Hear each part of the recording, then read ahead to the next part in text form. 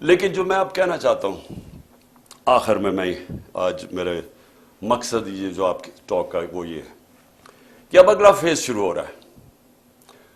Phase ये है कि इमरान खान के इर्द गिर्द लोगों को पकड़ो, पीटीआई के मेन लोगों को इस वक्त केसेस करो और उनको पकड़ो कि अगर इलेक्शन होना ही है तो इनकी पार्टी को बिल्कुल कमजोर कर दो, यानी ये केसेस में उलझाए रहे, जेलों में चले जाएं और उसके बाद इलेक्शन करवा दो।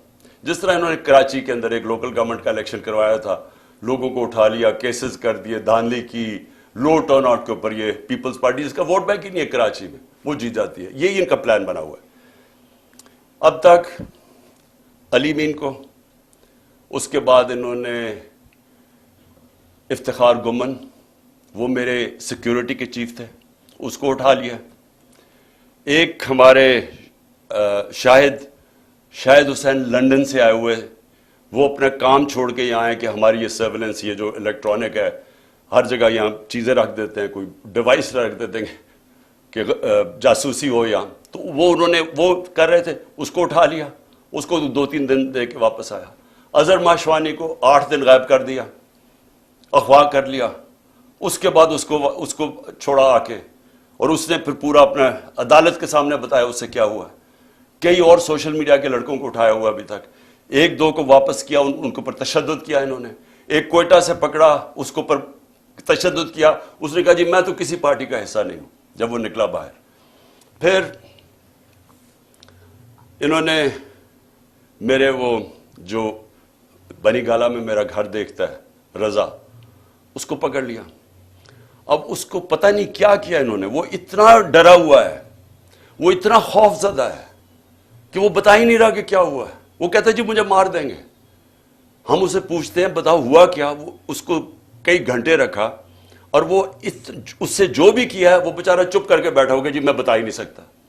अब मैं आपको बता दूं, जब मैं प्राइम मिनिस्टर था, मेरे घर में जो 2 मुलाजिम थे, हमने उनको पकड़ा। वो एक डिवाइस रखने वाले थे मेरे बेडरूम में।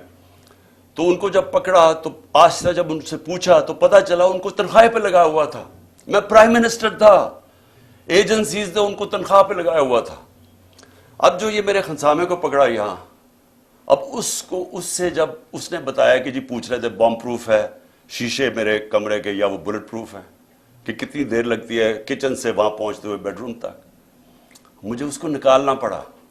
क्यों निकालना पड़ा? कि हमें पता ही नहीं कि वो इनके पेरोल पे ना चला जाए। इसी तरह मुझे ये नहीं पता कि मैं उससे क्या करूं, क्योंकि वो बता ही नहीं रहा उससे क्या किया है। तो जिससे पकड़ते हैं उससे फिर ऑफर करते हैं, पैसे ऑफर करते हैं, हो सकता है उसको भी इन्होंने अपने साथ मिला लिया हो। तो मेरा सवाल ये है कि ये अगर समझ रहे हैं कि इसी तरह करके हम चुप करके बैठे रहेंगे। मैं आज जो सारी मेरी टॉक वो ये थी कि मैंने सारी अपनी कौम को आज भी, और मैं तैयार कर रहा हूँ, कॉल दे रहा हूँ अपनी पार्टी को, अपनी कौम को, कि हमने अब सब ने पुरअमन एहतजाज की तैयारी करनी है ईद के बाद। इन्होंने 27वीं के बाद प्लान किया हुआ और पकड़ धकड़ करना। ये इनकी कोशिश यह है कि ज़बान के पाक के ऊपर भी एक और वारदात हो, ये इनका प्लान बना हुआ है। और यही इनकी कोशिश यह है कि इतना खौफ, इतना डरा दें लोगों को कि हम चुप करके कबूल कर लें, या हम डर के पीछे हट जाएं, या हम चुप करके बैठ जाएं, ताकि अगर इन्होंने इलेक्शन करवाने भी पड़े तो इतना दबा के तहरीक इंसाफ को दबा दो कि वो इलेक्शन ही लड़ सके। और केयर टेकर गवर्नमेंट, जिसका सिर्फ, फिर से मैं बता दूं, केयर टेकर का काम सिर्फ एक है, इलेक्शन करवाना। वो केयर टेकर जो कर रही है, कभी यानी नून लीग का अभी तक कोई नहीं पकड़ा इन्होंने, सारे पीटीआई के पकड़े, 3000 वर्कर पकड़ लिए, कोई नून लीग का नहीं है।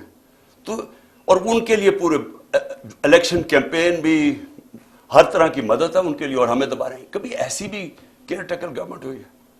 तो इनकी सारी कोशिश जो है, मैं आज अपनी कौम को अब कह रहा हूं कि हमने ये चुप करके भेड़ बकरियों की तरह ये कबूल नहीं करना ये जो जुल्म हो रहा है। मैं अपने सारे कारकुनों को कह रहा हूं तैयारी करें। मैं हर लेवल पे लोगों को कह रहा हूं अब तैयारी करें। हमें पुरअमन एहतजाज करना पड़ेगा। हम ये चुप करके ये जो जुल्म अब आगे करने भी जा रहे हैं, हम ये सहने नहीं लगे।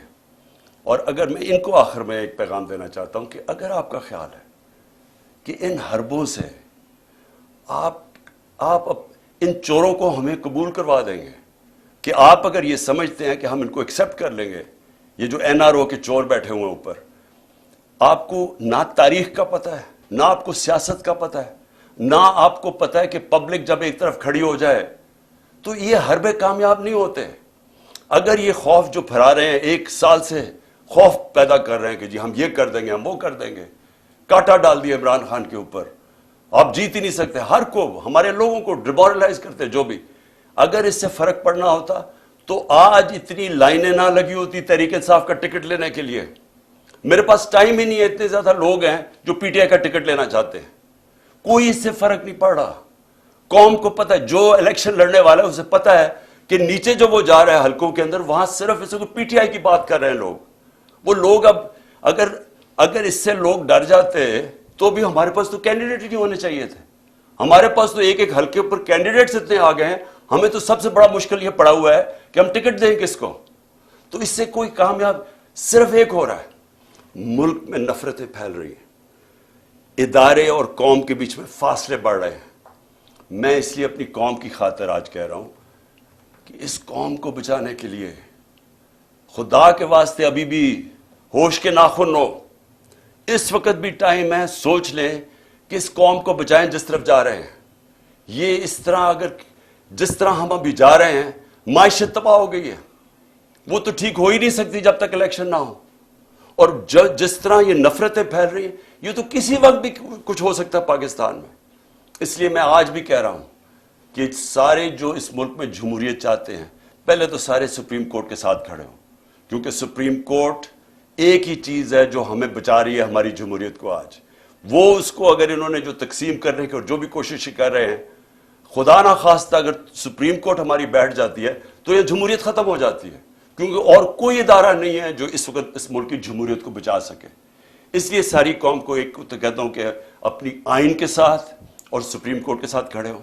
और दूसरी मैं सारी कौम को कह रहा हूं कि अगर ये इसी तरह चलता रहा, हम सबको निकलना पड़ेगा और मैं इंशाल्लाह आपको लीड करूंगा।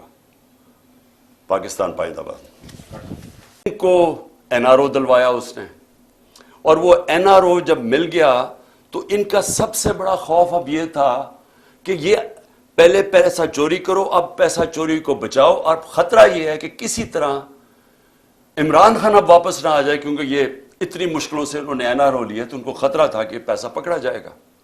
तो सारा मुल्क से जो हो रहा है वो ये याद रखें, मेरे पाकिस्तानी याद रखें कि सिर्फ और सिर्फ ये अपनी चोरी बचाने के लिए ये मुल्क का सारा निजाम तबाह कर रहे हैं। और जो अफसोस है मुझे कि हमारे मुल्क में वो लोग हैं जो मुल्क के मुहाफिज हैं, जिनके पास पावर है, जो एस्टेब्लिशमेंट है, वो जाके इनके साथ खड़ी हो गई है। और ये मिल के हो क्या रहा है कि मुल्क का निजाम तबाह किया जा रहा है, सिर्फ और सिर्फ किसी तरह इमरान खान ना आ जाए वापस। तो अगर आपको यह समझ आ जाए तो फिर आपको सब सुप्रीम कोर्ट के ऊपर क्यों हमला हो रहा है, इलेक्शन क्यों नहीं करवा रहा है।